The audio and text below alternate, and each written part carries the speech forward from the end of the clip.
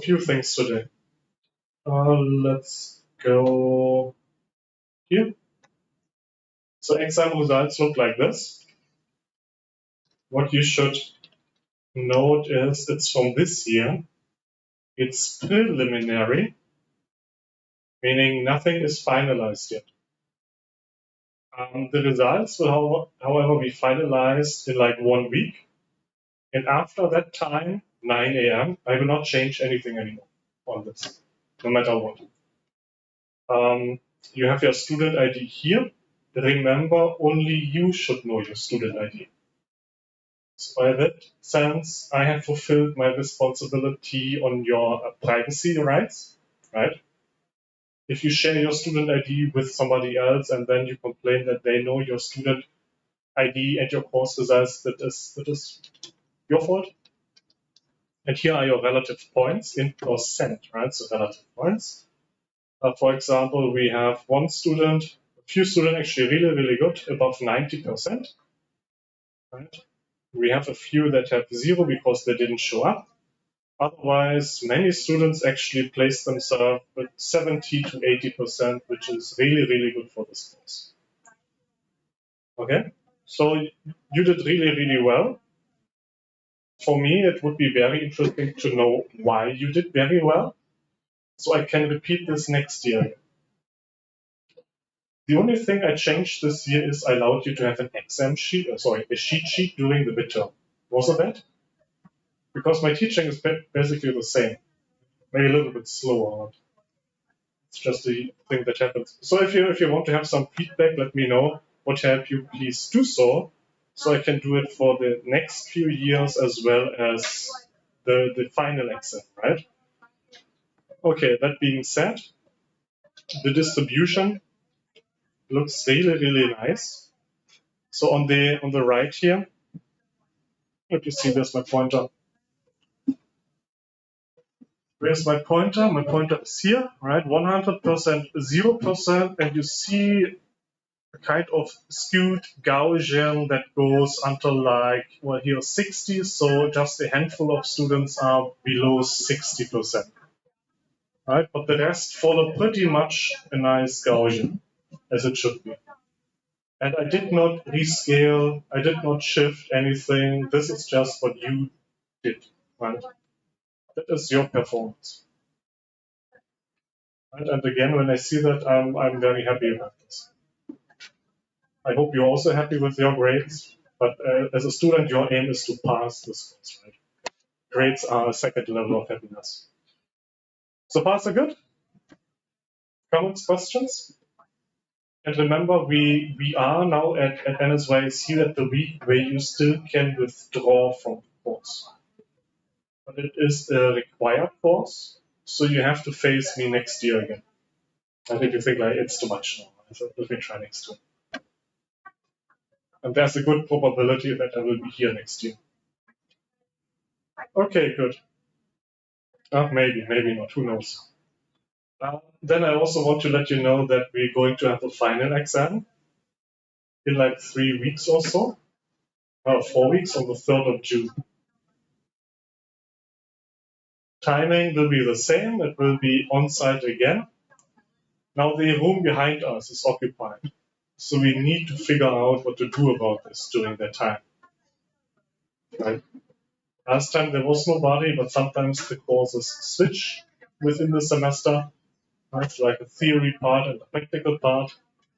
And it seems like our neighbors have started already with their practical part. It again will be a closed book format, and the cheat sheet will be extended, right? Will be one page, but this time double-sided. You can write on it, right? Because more content, more notes you should take. So far, so good.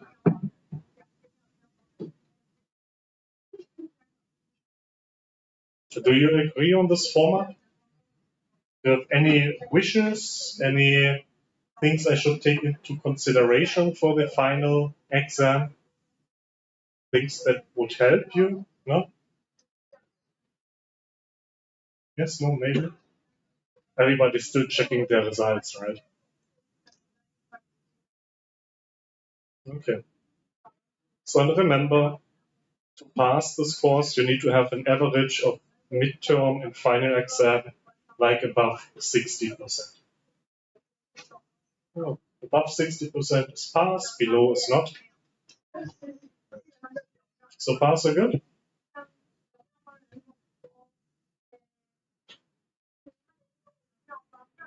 Okay, then let me check here. So simple, right? Symbolic computing, and we already discussed on how to define symbols, how to set up equations, how to differentiate, how to integrate. So let's see, working with expressions. Yeah, we changed also expressions. We simplify, expanded, factored out.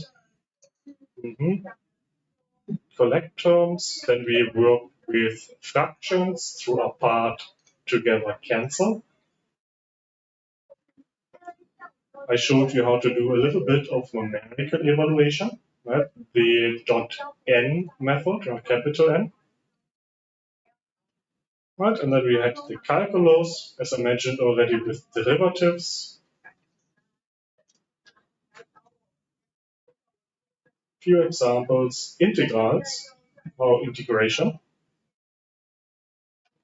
A few examples again. We confirmed the chain rule, and I think the last thing we looked at yesterday was a three-dimensional probability distribution that was expressed in spherical coordinates, where we check the normalization condition over here. And while it looked very hard work to do on pen and paper, it's very simple now for you with Python. Right, and then we concluded Python is a great tool with SymPy in your advanced studies wherever you face questions of calculus. Right, just a little bit. Right, so Taylor expansion we only briefly looked into, and this is actually where we can continue today. So the Taylor expansion is a development of a series where we want to adopt coefficients in front of higher order polynomials to map the function, to map or match a function at a certain location. So again, what do we have here? This one here. Everybody pay attention. I can't actually, the light split doesn't show this pretty much, but when I turn the laptop, maybe everything drops. By the way, is there an audio signal this time in the stream? Anybody check? Yeah, there should be an audio signal. Is there a stream? There's still a stream a little bit behind. Huh? Okay. So we have audio signal and we have stream. So this is the expression for a Taylor series expansion, and you see a function is equal approximately. Okay, there is a sum here, but in the sum is a product. Let's focus on the last factor of this product, this one, x minus x0 to the power of 10. This is but together with the sum, a polynomial. Right? X plus x squared plus x cubed plus x4. And we sum over different numbers of n, and starting at 0 to infinity, it's a polynomial. Now when we put factors in front of our polynomial, like ax plus bx squared plus cx cubed and so on, and we give each of these factors different values, we basically can provide different functions. For example, if I choose x, so if I choose a to be 1 and everything else to be 0, I will get x times a, which is a linear function.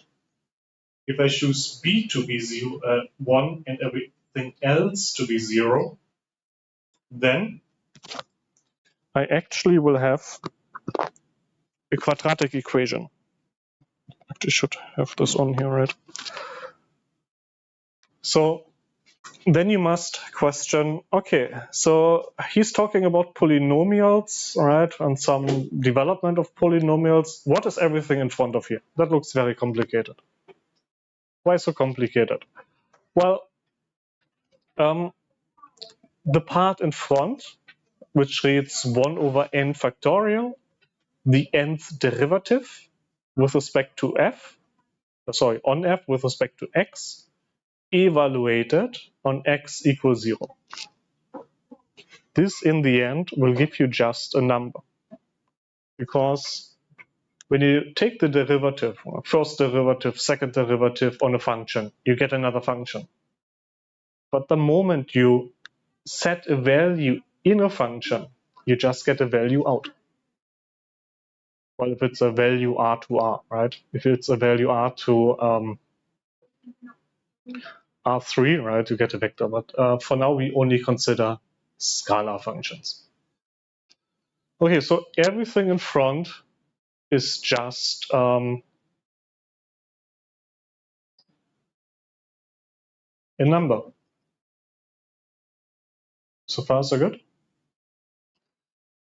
So when we know we have a sum of number times polynomial, right, different powers of a polynomial, this is exactly how we construct an arbitrary function.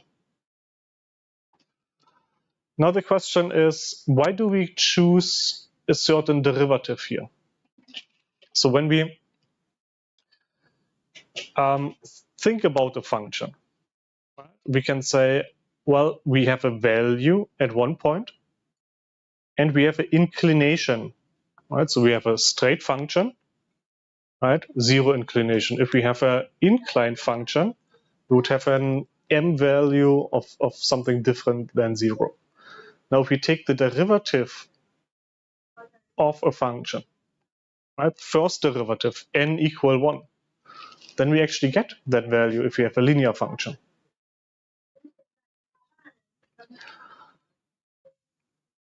If the behavior of the function is a little bit more complex, we actually provide more of these values. Okay. So how to do? I think we discussed last time very briefly. Choose a position where you want to do the expansion. Take the nth derivative, starting with n equals 0, then 1, then 2. Plug in the value of x null, multiply with the polynomial part times 1 over n factorial. Go to the next step. Repeat step 2 to 5. That's how you do it on pen and paper. Now, first example, sine function. When I asked you to take the Taylor expansion or approximate the sine function around x0, 0, what do? Well, you take the derivative, right? So you do the Taylor expansion. So how do we do? So at n equals 0, 1 divided by 0 factorial is 1. D over dx to the power of 0 is 1, because anything to the power of 0 is 1. Then we have 1 times the sine function. 1 times sine function. In the value for x, 0, that sine of 0 is what? 0, right? And then 0 times anything after here is 0. So that would be 0. Oh, okay, 0. Next, n equal 1, right? We are now going to the next n. So 1 over 1 factorial is 1. D over dx of sine is what? Cosine. Cosine evaluated at x equals 0 is what? 1. 1 times x minus x null to the power of 1 is what? Well, x minus null minus 0 is just x, and x to the power of 1 is x. So we get an x here, right? And then the second order terms, x squared, get 0 again. Third order term, get a minus cosine, right? And then we get a minus sine for the fourth derivative, get 0 again. Fifth derivative is then cosine again, and so on. Okay, so the example with e to the power of x, you can try at home. But the practical example was, as mentioned before, the pendulum, where we have the sine function over here, which we actually can approximate with a linear term in the end, which makes it solvable. Meaning you can find a solution of this ordinary differential equation, second order, quite easily after doing the approximations. So far, so good. And I hope I already showed you how to do the Taylor expansion. The plotting we discussed briefly last time, just plotting and then the function. And the simplified syntax here of the series is given with the function we want to Taylor, the position we want to choose. It's an optional argument. If not given, it's 0. And the highest order we want to have in our expansion, n equals 6, is also an optional argument. So just now, I think this I showed you also last time. It's a function f that we don't know, but we can perform a Taylor series expansion and then get some general expression. Import SymPy as SP.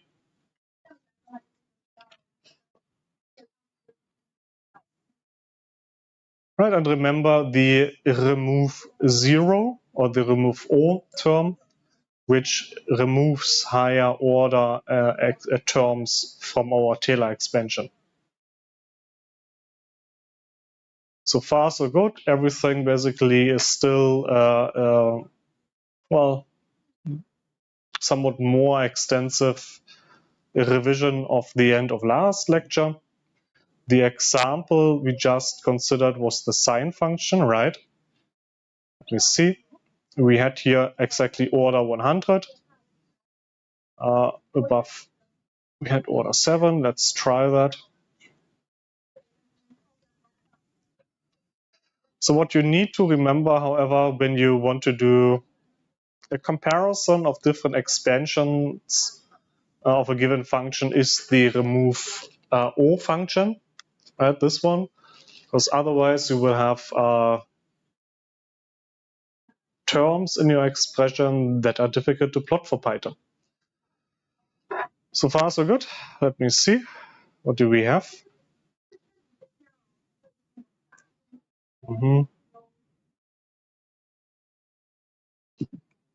So this is the sine function. And here we have Taylor second.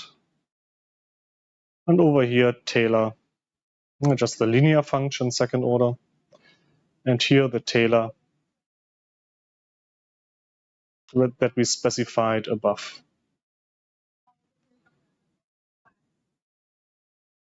Anything? Right, Taylor 10. Let me go above, because we need to choose the point to be 0, right? So while this is running again, I want to highlight something. So this here doesn't look like the sine function anymore, right? So it's the sine function or not? All right, so what happened here is, well, previously we chose the point 1.8, and the development looks kind of nice between 0 and maybe 4 or 3 point something, right? But then over here, the function just seems to go in a very, very wrong direction. Well, and this is a well-known behavior of polynomials, because what we do is we add higher and higher order terms. So we go from square to cube to power of 6, 8, 100. But if you have very, very large values on x to the power of 1 million, and you plug this into x to the power of 100, even if you have a very, very small prefactor in front of the polynomial, your numbers still will explode. right? They will become gigantic.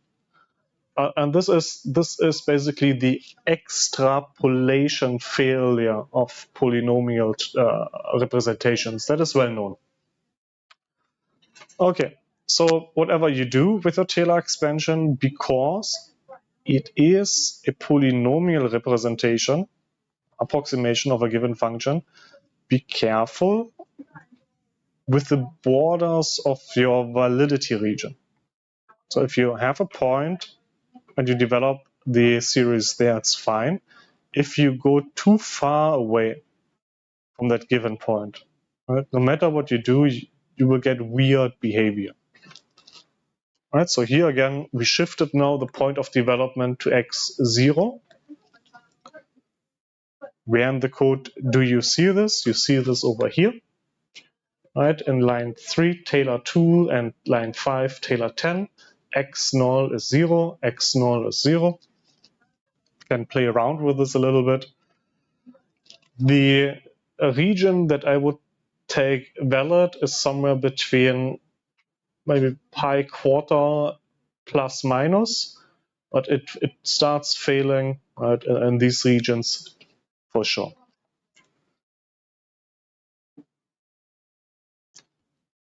So when you find a Taylor approximation that fails, what do?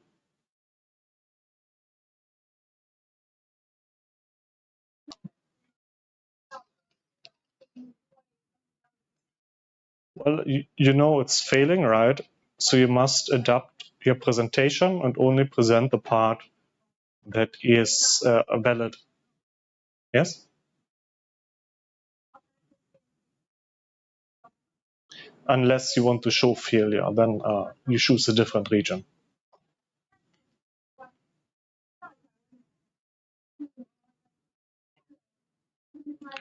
So this is now a cleaner example, what we have down here. And in this example, I actually also want to show you how to incorporate NumPy in a script that mainly employs SymPy. So when we read the code, you see here I import NumPy. I import matplotlib, and from SymPy utilities, I import Lambdify. So Lambdify works in some ways similar to the lambda keyword from Python. It provides an evaluation of an expression. Okay, so what we need to look for is again Lambdify. So in the actual code, we define a function in line 3 that is sine function. Then I again define an approximated sine function through the series method, so the Taylor approximation of my function defined in line 3 until order 2 and the other order 14. We actually can change this for now, order 4 to be more consistent. Also note I add remove null, right? Remove null, or the null here is actually the capital O. Check. Right, if you put a 0, 0 has a little line diagonally through. If you want to check that that is really an O, capital O. Do you know a word with O? Like owl, right? What is it? Mao To Ing, right? Okay, owl. O. Okay, so when I go until here, right, everything still lives in SymPy. And what I want to do next, however, is provide an array on in NumPy that uses my Taylor approximation. So to do this, I'm going to lambdify my variable x. So x is the variable that lives in SymPy. I know this because here sine x. Let's scroll up. So we have here a sine x. Sorry, imported sine from SymPy. So x and the function are still SymPy functions. But in Lambdify, in the third argument, we now tell SymPy, hey, make this function compatible with which module. And the module here is passed as a list to the modules keyword. Here we give it basically the information translate that function into NumPy. So this is really the key. The variable, the function, and which module the translation should occur. So far, so good? So some of you do something very similar. After the lecture, you take whatever I give you in the slides and you translate it into Chinese, right? It's okay, right? So, but this is how NumPy, Python does it, from SymPy to NumPy. And what we do is we catch the return value in eval function. So this is a function as we, for example, could define it with lambda. Remember, we called it or f equal lambda x colon x squared or something like this. This allows us to call this function and give it a value. Here, for example, the array t that is spanned from minus 5.5 to 5. We do the very same in line 8, but now with a tailored function, right? Tailor 2. And in line 9 with tailor 4. So far, so good? So when we take this piece of code and then split it, what does it sell?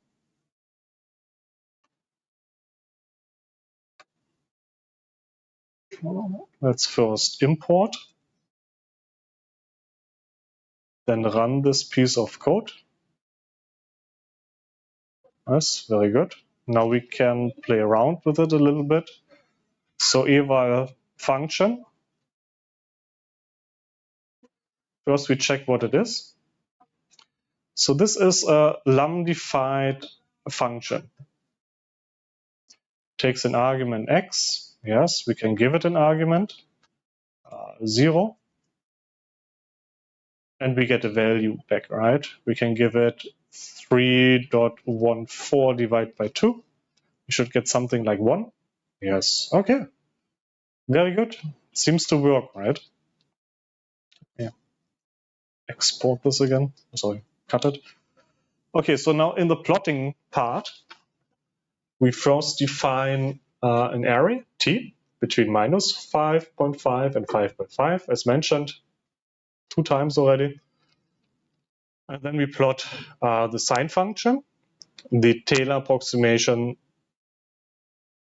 expanded until second term, and the one until fourth order terms. So one should be just a linear function because the even order terms in the Taylor approximation of the sine function evaluated at x null equal null always vanish. So we have a linear function, and this one should be a cubic function.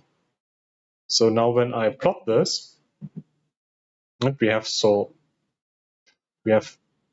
PRT plot, right? We set the limits and y, we set the legend with the location best, and show. Let's see what we have. We have 3 functions. Where is my... So we have 3 functions labeled a little bit wrongly here. Not sure where this is coming from.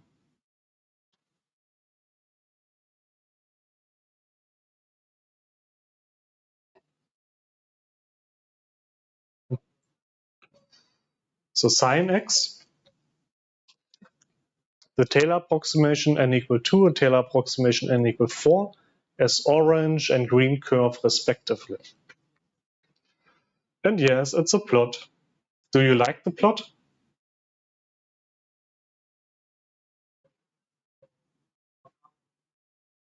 What's wrong?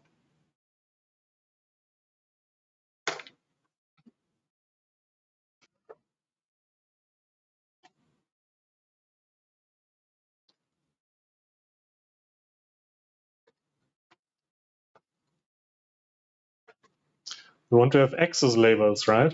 We want to know where's X. Here.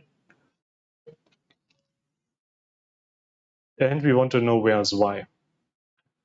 So when you provide plots, make sure that you give me complete plots.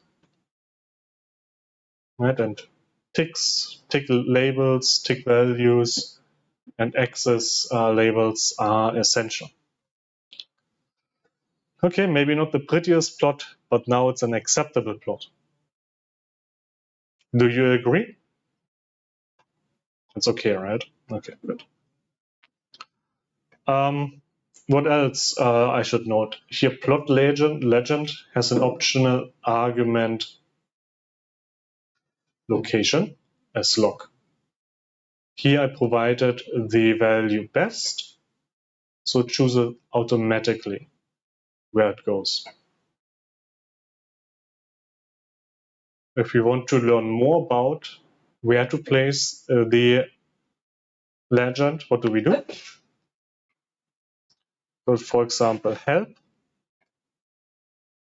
that method.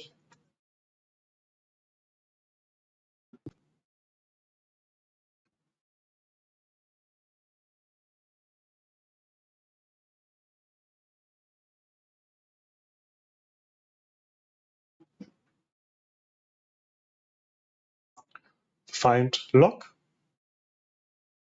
and see that we have center, we have best, we have upper center. So a few strings we can choose from. In principle, we don't have to. See, there's a nice table here. Oh, there's even a number code 0, 1, 2, 3. Oh, very nice. Let's try 10. Center, right? Let's see what it does. So you have control on where to plot your legend, in case you have to. So far, so good. So what you have should seen until now for today is, again, how to use the Taylor series expansion, how to have control over what function to tailor, where to tailor, and how many terms you want to include in your Taylor series expansion, to remove the higher order terms, to combine SymPy with NumPy in the Taylor series expansion, and to take control about the position of the legends in your plots. Now, question. What happens to your Taylor series expansion if you do not remove the higher order terms? So I mentioned this a few times, remove O, or higher order terms. So now I don't do it. Okay. Shall we evaluate it? Will it work? Did you try?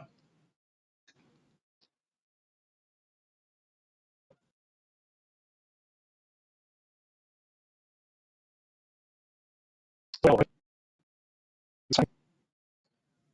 let's see. What is all this fuss about with this remove O? I don't know. What this supposed to do? Seems okay to me, right? X to the power of something that depends on x squared. But now when we communicate with, let's see. Oh no, name O is not defined.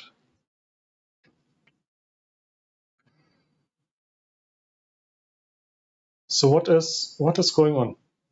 Anybody can tell me? Remember, it is very similar to the lumdefy function. Or sorry, to the lumdefy function is very similar to the lambda function. So what I did here now is I asked Python what is tailor to. It tells me it's x plus higher order terms that depend on x squared and above. Then I asked, hey, what is the evaluated tailor to method or expression, right? Where I have the communication between SymPy and NumPy. And it tells me, hey, it's a function that depends on x. So far, so good. No issue here, right? But the issue starts if you ask NumPy, hey, what is now a value evaluated for this Taylor series expansion? And this is actually the point when you ask Python to really evaluate that function. Right? Before we just define it. But at this point, we pass a value, we want to get one value back, we must evaluate all the numerics in this given expression. However, in the Taylor series expansion, if we ask Python, what are these higher order terms? The thing is, we don't know because we never evaluate them. That is the point of the Taylor series expansion. We approximate and drop everything else. But we cannot evaluate something that we don't know. Okay? So when we do remove O, we actually drop these terms. And given with the knowledge of how expressions and equations are stored in SymPy, you actually can implement that function yourself. Right? By accessing the arguments, you just need to have the last argument basically and delete that. If we now say, let me see, in Taylor 2, remove O,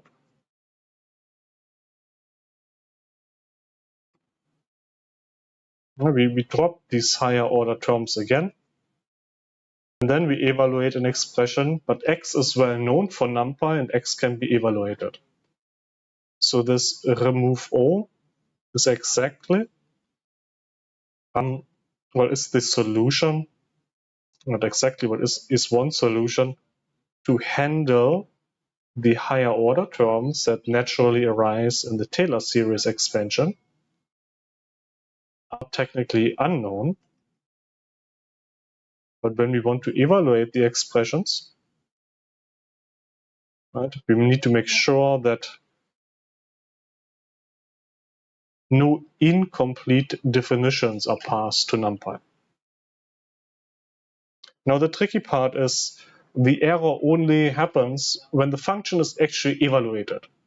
Right? And this is like 3 steps away from define the function, tailor the function, approximate the function, right, and translate it to NumPy. Right, so then this error might be difficult to find, but remember, if you see something like O is not defined, well, it's the part in the Taylor series expansion. Now let's see. Hey, we have reached the end of this part. Unbelievable. Comments, questions?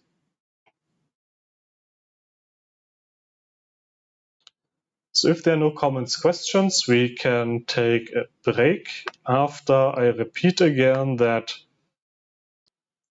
on the 3rd of June at 9 o'clock, we have an exam. It's on-site, the location will be announced, it's closed book format, and you can bring one A4 cheat sheet, double-sided, written by yourself. So far, so good? So if there are no questions, then we can stop.